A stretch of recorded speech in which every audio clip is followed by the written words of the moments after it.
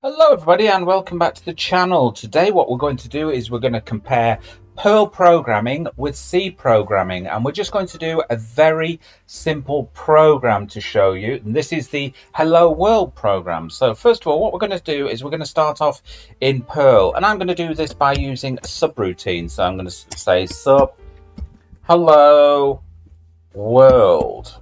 Okay, so this is the first one. And you can actually compare this and see what you think between these two languages. Of course, it's up to you and it's your own opinion.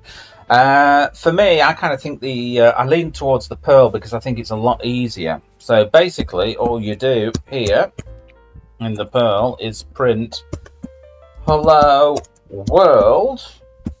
There you go. Add a new line character there. And then all we're going to do is we're going to actually call this.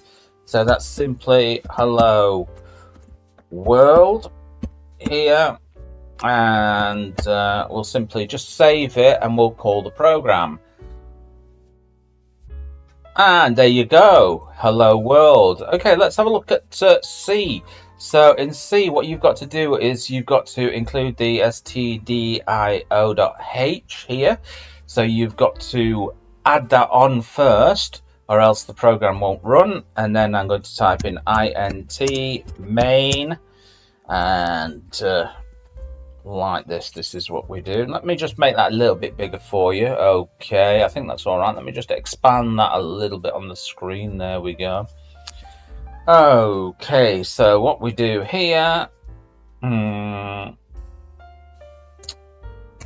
just going to go print f on here and simply hello world there, and then again a new line character for you, and of course just to end that there.